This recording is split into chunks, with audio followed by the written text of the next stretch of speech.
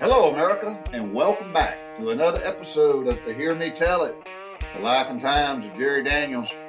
When you've had your daily dose of today's craziness, dealing with all them Karens out there, ride shotgun with old JD as he goes back and recounts the life and times of growing up in the South during the 60s and 70s. I believe we were called baby boomers. Stories that you will say, yep, I done that, but I ain't gonna tell my kids, and I ain't never told my spouse. But whatever the truth be, it will be this, to hear me tell it. Well, good morning, folks, and welcome to another episode of To Hear Me Tell It. I'm actually somewhat on time. Almost on time, but it is the right day. A lot going on, man. I tell you what, you think you get older if things calm down, slow down? Not. Damn. Busy. And the sad part is it's all self-induced. I mean, it's like I just willingly go out and say, I think I'm going to get a root canal today for no apparent reason. That's what Louis Gazard would have said. Thanks to all of those who join, listen, watch. I do ask that you please share. I'm fortunate and blessed. I don't have any sponsors I got to talk about. The only sponsor is my wife, and she just kind of nudges me a little bit, I guess. I don't know. Speaking of my, let me back up. I want to say, again, not only thanks to all those who listen and watch, continue to lift up Mike Posey in his prayers. He's going through quite an extensive physical rehabilitation following the 2 strokes he's had. I can't imagine.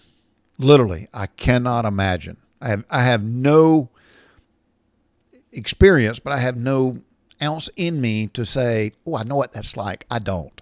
And he tells me stuff what he experiences, and I'm just sitting. I don't know what to say. I'm like, damn, I didn't know it was that bad, and that I guess not much of a challenge. I don't know.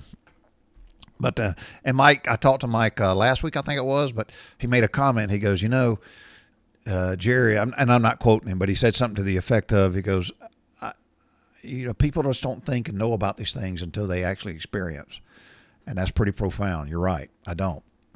So I'm just taking from what he's sharing and got a whole lot of my sympathy and empathy. But, man, I just continue to lift old Mike up. Mr. Joe Sticker recovered apparently fine from his surgery, which I'm going to need to have. I'm going to need to have a similar surgery. I'm going to be sitting here telling y'all all my stuff on damn podcast or YouTube. But how y'all like my hat? You like my hat? It's one of my last surviving Master Chief hats. Years ago, I got this thing this morning, man. Years ago, I had stomach surgery, for lack of better words. And I think I've already talked about it on a previous podcast, but it wasn't on a YouTube. But I had surgery, and they watched it. I had a condition. It felt like somebody was stabbing me with an ice pick in my stomach. It was my small intestine. My small intestines had knotted. They weren't obstructed like clogged. They were knotted because they had looped themselves and pinched themselves and tied themselves in a knot. Imagine that. But it was all because of scar tissue from a previous appendectomy like 25 years before that. So I guess the internal scar tissue grew in, created this path, and then my small intestines were trying to navigate around it, and then they ended up pinching themselves off.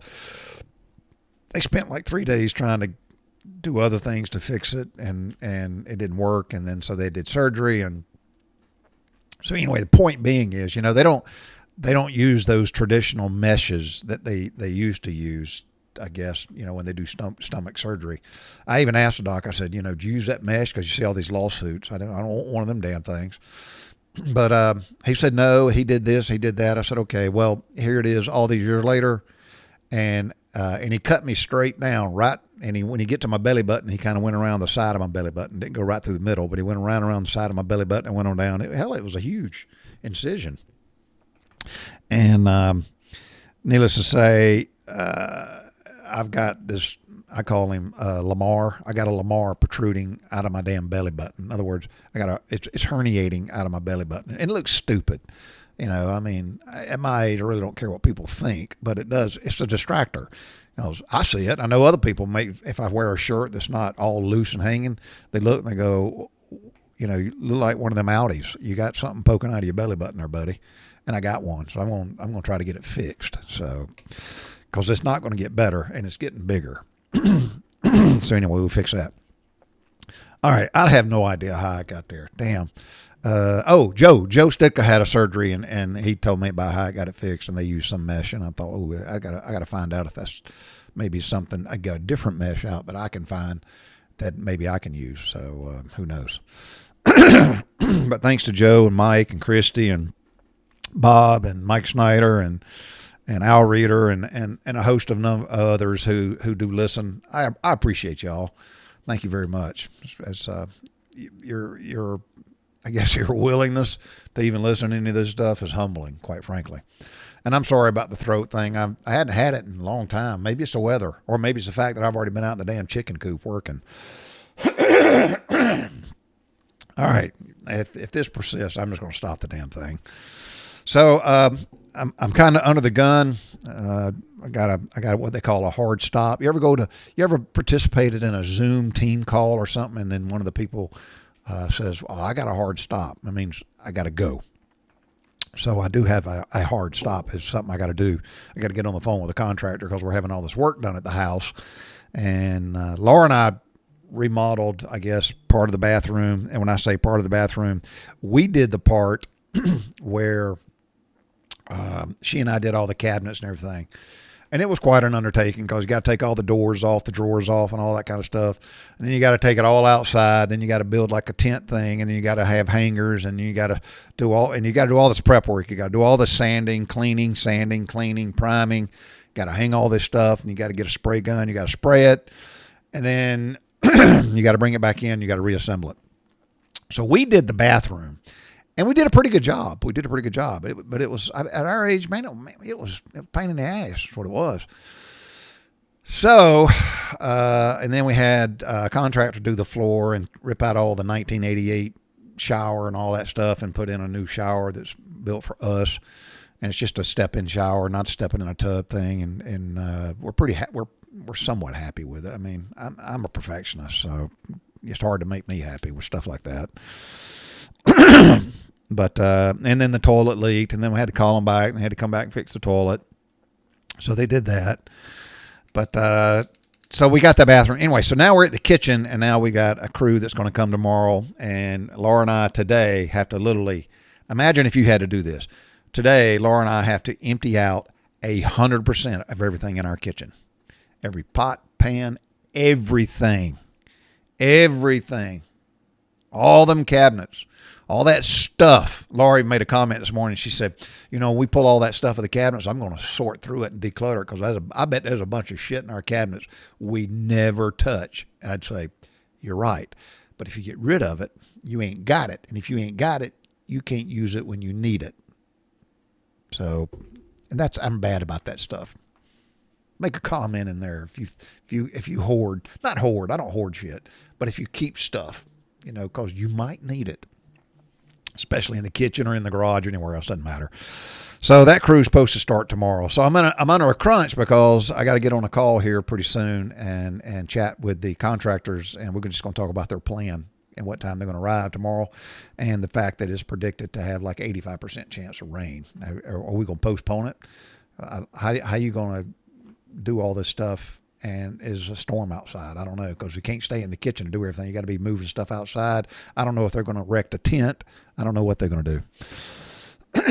All right. So all that said and done, I can talk about the chickens real quick. I think I told y'all about, and I forget some of the stuff I say, but I rescued those 3 hens from that woman, and a buddy of mine who's got a farm, he came and got them, and he took those hens to his place. They were 3 pretty birds, man. I'd already named one of them Kramer. The hair on this damn chicken, the chicken head was unbelievable. But anyway, he took them 3, and now my 12 are back to their 12. A lot less stress. Everybody's getting along. Doris is still my problem child. She hasn't 100% fully assimilated yet, so she still gets picked on, but then she runs around like she's got a complex. And I can understand because she's had her ass whooped so many times by all the other girls. I get it. But she's laying now, and that's good. And this morning at 5:30, sunny, in the dark, I watched her in the camera. She jumps down off her roosting beam, walks in the corner. She's funny. She sticks her head in the corner in the coop. She sticks her head in the corner in the coop, and she sits there and she lays an egg on the floor. And I purposely left all the 5 nesting boxes. I left them open so that she would do it. But it's pitch black dark, so she can't see. Chickens can't see in the dark. So anyway, so I've programmed. I have an internal programmer in there on another light, and I'm just going to program it so that it will come on earlier and see if that helps her. And speaking of Sunny, I made a mistake 2 nights ago, and when after I let them all out and let them do their free range and stuff, and when I put them all away, I miscounted because I count them. I have to count. And I don't go 1, 2, 3, 4. I don't count like that because they're all moving. It's counting moving targets, and they get in the pen, they get in the coop, and I'm trying to keep up with them. So it's hard to count 12 chickens running around. So what I do is I stand there and I look and I verbalize, and I'll say this. I go, I got 4 blacks, I got 2 grays, I got 2 golds, I got Doris, and I got 3 reds. And when I say that, the 4, the 2, the 2, the 3, and the 1, it equals 12, I think. I'm just not doing this off time. Let me see. So you got 4, you add 2 more, that's 6. You add 2 more, that's 8. Then you add 3, that's 11. You add 1, that's 12. That's the way I come up with 12. I just start with the 4 blacks. I go, I got 4 blacks. I look around, I go, I got 4 blacks. I got my 2 silvers. I got my 2 golds. I got my 3 reds, and I got Doris. Doris is my stepchild.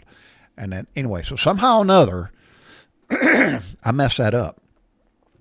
So I put them all to bed and all that kind of stuff, and I go to sleep. And I wake up early. I'm an early riser. I get out of bed before Todd and Bill and Larry do. How about that? And then one of them, I get up early just by sheer chance that maybe their wife kicked them out of the bed because they wasn't spooning right, or they wasn't snoring right, or something, or they were snoring too much, and she kicks them out of bed, and then they get on the text. We do text in the morning, and they'll text like at 4:30 and go, "Well, you slack asses, what y'all sleeping in for?" And I'm like, "Oh, so you had to go pee." And all of a sudden you're sitting on the toilet because y'all sit down to pee, and you're saying something like you got up early because that's what you do. You know you don't. No, you don't. Jerry Daniels gets up early. So anyway, I got up early, was looking at my Ring camera that's inside the coop, and lo and behold, I'm looking in the coop, and it all looks fine. And then I kind of go, well, I'll look outside to see if we had a bear or raccoon or somebody came to the pen in the night. And I look, and then one of my cameras showed it around 7:30 or 7:30, 7:45 p.m. I saw a damn little a chicken run across the backyard, and I thought, well, how'd he do? Either A, I got a visiting chicken, or I forgot and didn't get them all in. So I prompted me to go look at the other cameras, and sure enough, old Sonny, the red Rhode Island red, she's running around. She's just living the dream, man. She's all outside for hours by herself, which means she's prey to a fox, to a cat, to a dog, to a hawk, whatever else is going to get out there and get them. So I watch her, and then I go, well, I wonder where she roosted at, because there's a lot of trees. And I watch her, and then I see her get up on the steps going up to the back deck that goes into my office, and she just roosts on the steps. So I said, well, I guess that's where she might be. So I got up, put my headlamp on. I walk out there like at 5:15 in the morning, and here she is sitting down there. She's just sitting there. So I picked her up. I said, well, how was your night out? So, and I put her and I went ahead and got in the pen, opened the coop, turned the light on, put her down, and she immediately jumped in a nest and laid an egg. So I'm like, well, okay, good for you. Anyway, so they're doing good. I'm still learning a lot, and what I have learned is maybe leaving the nest boxes open at night is probably going to be a good idea.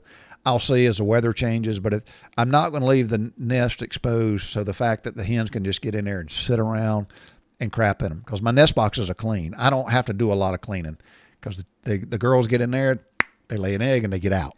So they're not dirty. There may be an occasional feather or a little residue of poop, but for the most part, my eggs look good, and they don't make a mess in there. They're not, the nesting boxes are not roosting boxes. How about that? All right. So again, under the gun, I'm going to talk about a couple things, and I want to start by saying that this is going to be on the whole Charlie Kirk thing, because that's everything in the world everybody's talking about right now is the not only they're talking about the assassination through the tragic brutality, I don't know the right characterization of it, of killing Charlie Kirk. But now all the talk is I guess all the, it's like dropping a big rock in a lake. All the ripples that are all going out from this, and there's good and bad. The good is there is a Christian revival spreading across not only this nation but across the world. Charlie Kirk has inspired millions upon millions of people, mostly in the United States, but globally, to look to God as not only their Savior, meaning the Lord Jesus Christ, but the biblical teachings in the Scripture are the blueprint and the DNA for a moral nation, a moral people. Our Constitution was written to govern a moral people. Our Constitution doesn't work for immoral people.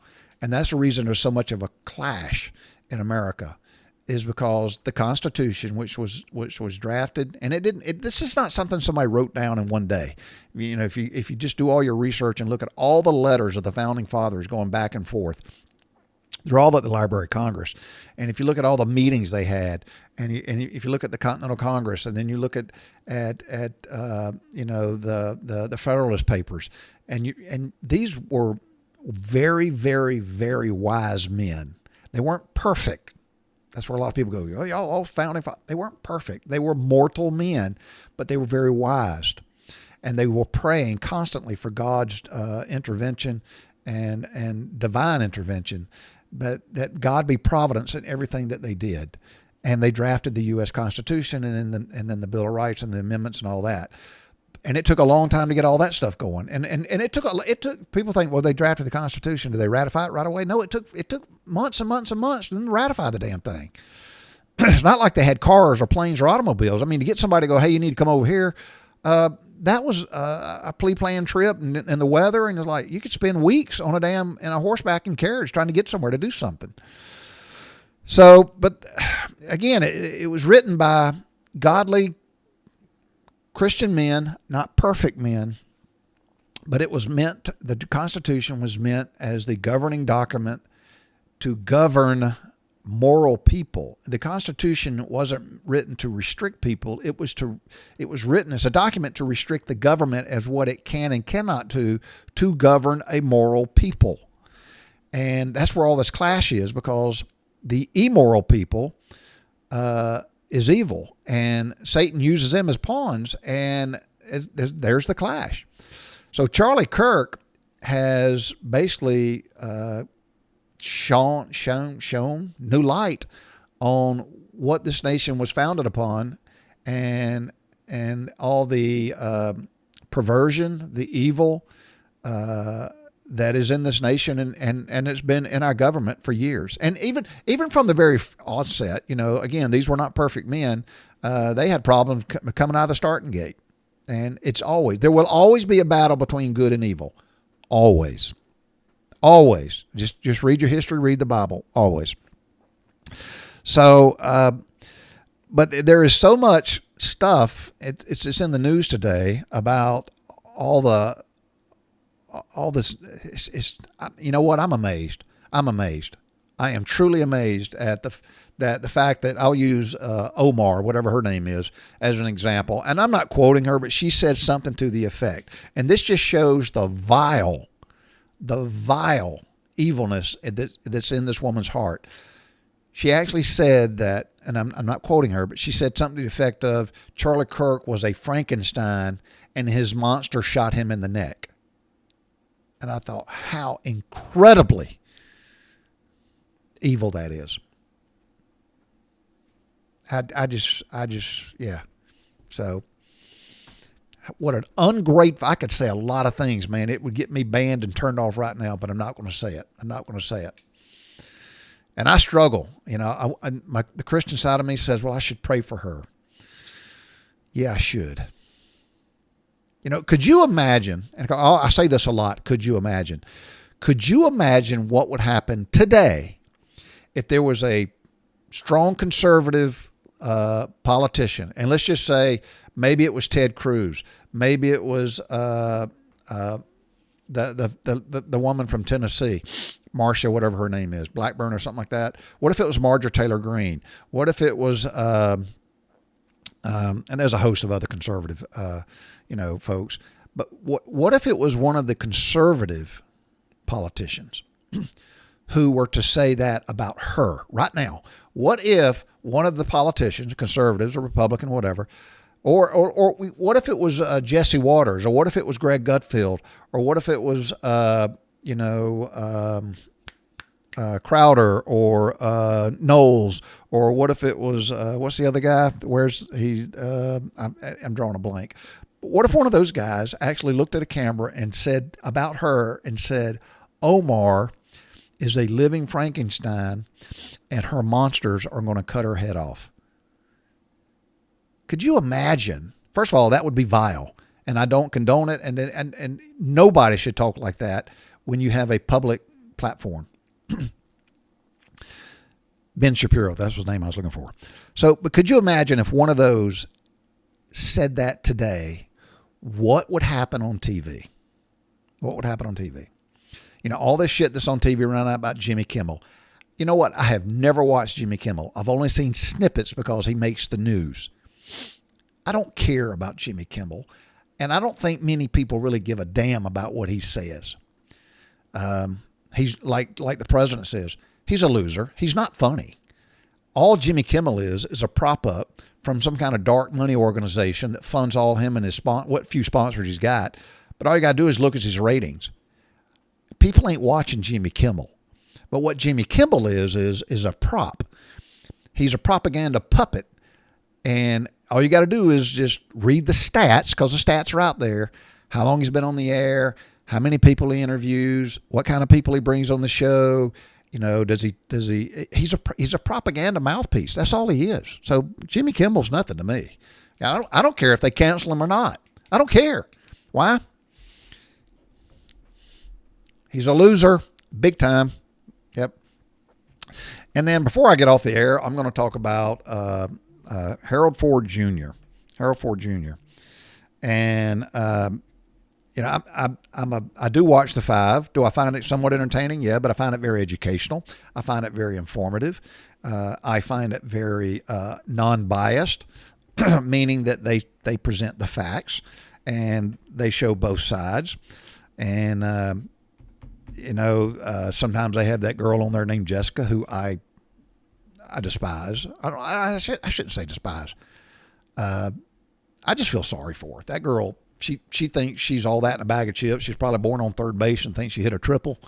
She's clueless. I mean, she actually, to her defense, she actually thinks she's intelligent. And I don't think anybody can tell her any different, because she's one of those people. But she's all that, and she is not worldly. She has no idea how the real world works. I would look at Jessica and go, Jessica, have you ever worked in a factory? No. Have you ever worked in a mine or a quarry? No. Have you ever worked in longshoring? No. Have you ever served in the military? No. Have you ever worked with foreign organizations in foreign lands? No.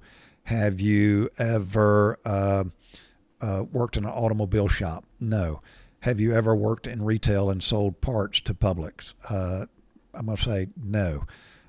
Jessica, have you ever done extensive, work with your hands? Have you ever really built something, done something? No. Jessica, what have you done? And she's going to tell you what her little limited thing is, but she actually thinks she's all that in a bag of chips. And it pains me. That's what it does. I don't despise her. It's painful to watch her.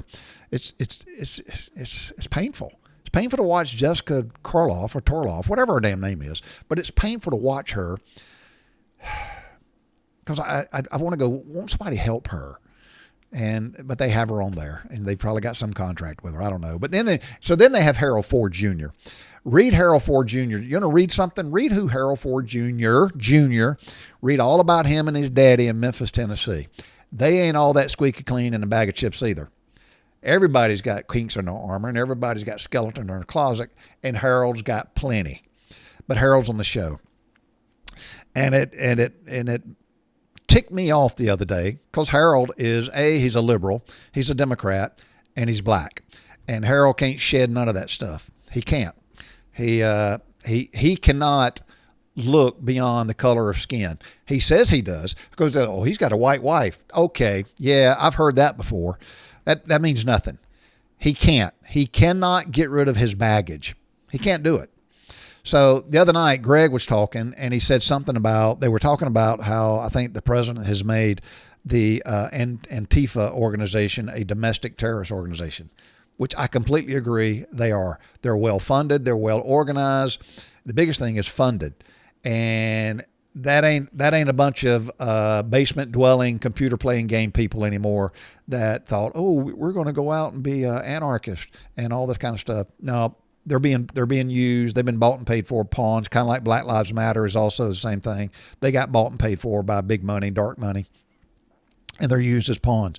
Once they've realized that they got enough idiots to run to the front and do all the fighting and be cannon fodder, they'll be well funded. So that's your Black Lives Matter and your Antifa folks. So, and I've said it before. The Constitution clearly says you got the constitutional right, meaning that the government cannot. This is the Constitution. The government cannot prevent you from peacefully assembling and freedom of speech. It talks about that. So it cannot prevent you, the government. That's what the Constitution. It prevents the government from restricting your ability to peacefully assemble. Well, as soon as you assemble and you block free passage of other citizens, whether they're walking on a sidewalk, driving down the road, trying to get in the front door of a business or any establishment, it ain't peaceful. That's not peaceful. And I don't care what the Supreme Court said. Whoever decided that is wrong. You want to peacefully assemble? Okay, do it.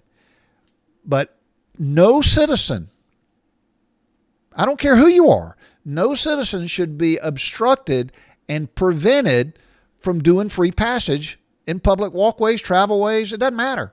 Air, boat, rail, it doesn't matter. That's not peaceful. So Greg Gutfeld was talking about, how he talked about the organizations, and he was talking about in particular about the Antifa folks being deemed now a domestic terrorist organization. And Harold Ford thought it was fitting to chime in and goes, well, I'm okay with that, but he needs to add the KKK. And I thought, well, here we go. Here goes Harold. Now, let me preference what I'm about to say. I ain't got no use for the KKK or BLM or Antifa. I ain't got no use for any organization that is formed with this mentality of either my sex or my color of my skin or my religion is superior to yours, and therefore we're going to all our act out on whatever these biases and prejudices are. I got no use for them. I think they're a pimple on any society. But Harold Ford said, yeah, he needs to add the. Let me take a coffee drink of this. Harold, and I'm not quoting him, but he said something to the effect where he told Greg it was the KKK needs to be added to that list. And I was sitting there thinking, I don't recall seeing or hearing about the KKK. Do they exist? I know there's pockets somewhere, and I don't even know where. and don't care.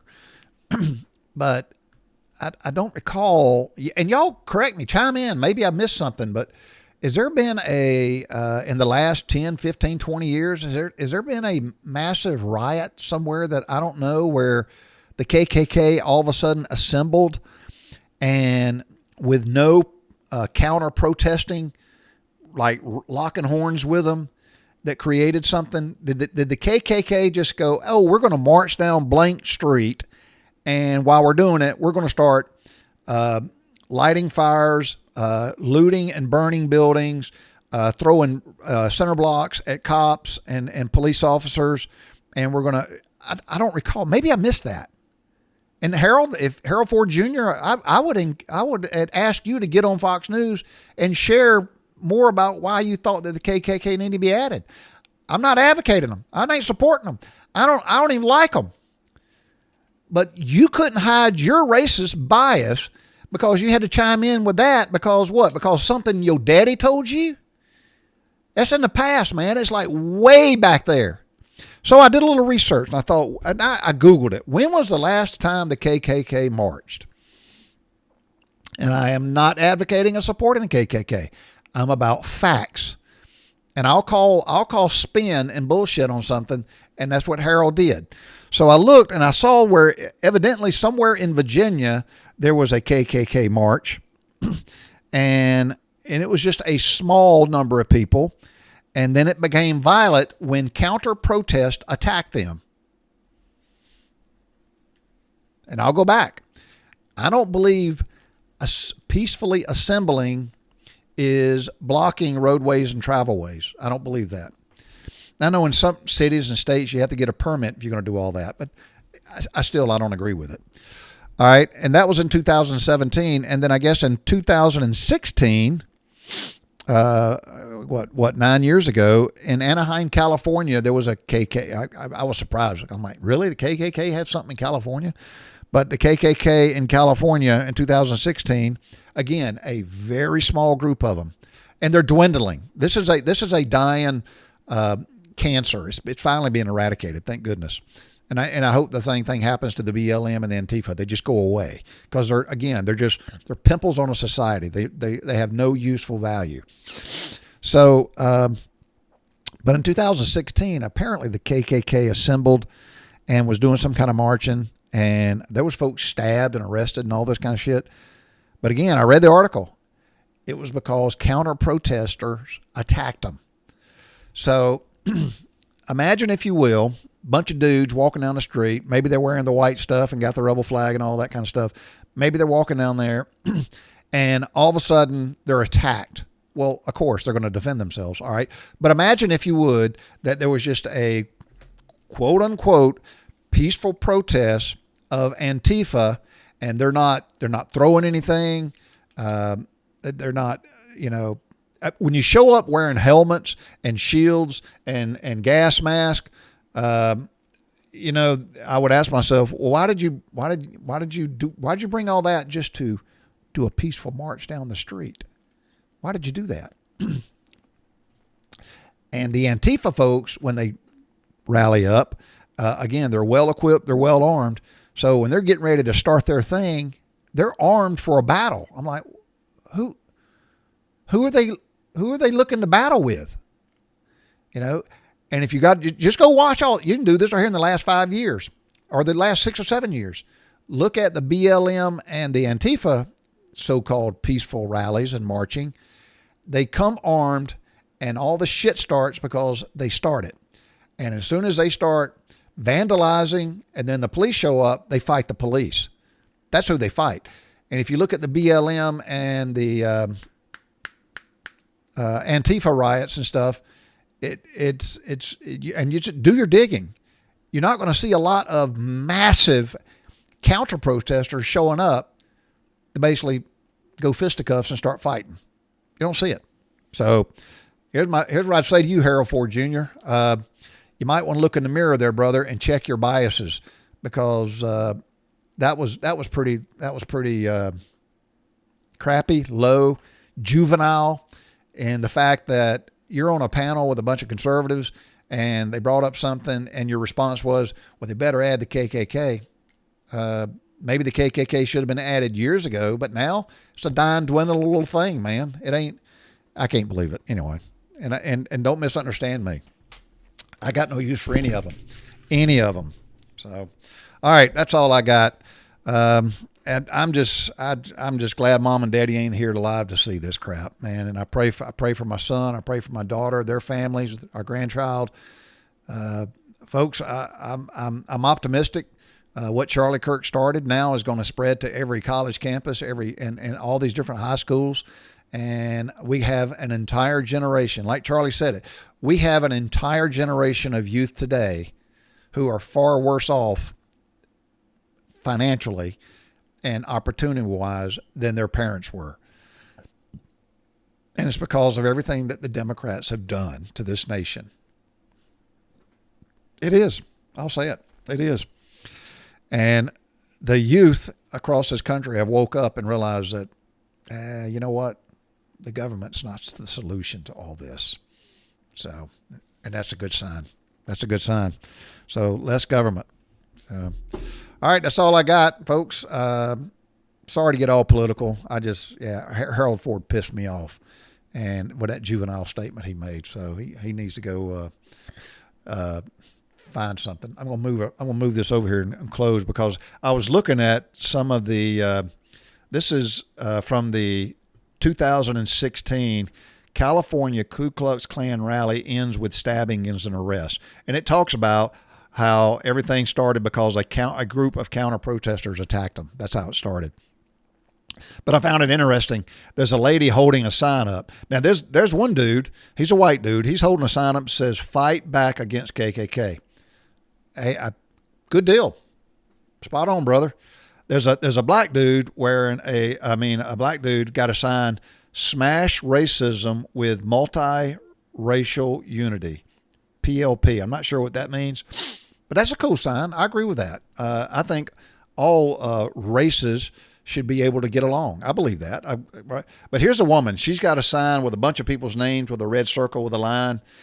I am, and she's listed a number of people that are supposedly victims.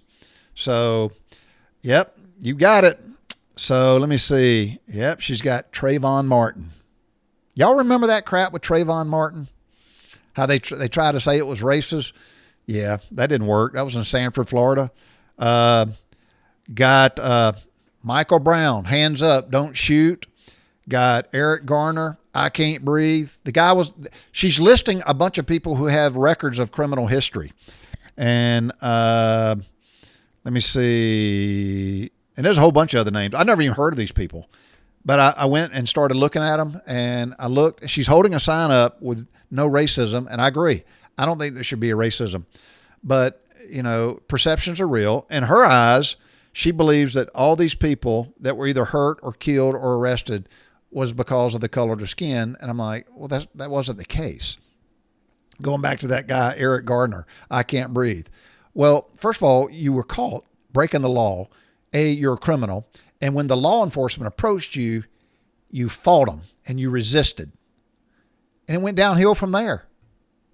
Pretty simple, ain't it? Yeah. So anyway, all right. Just want to share that with you. So it was for what it's worth. That's all I got, folks. Again, thank y'all for listening and watching. When I'm sitting here talking, Mike Posey's tried to call me at least once or twice, and then he texts me, and I'll give him a shout back, see how he's doing. All right. That's it.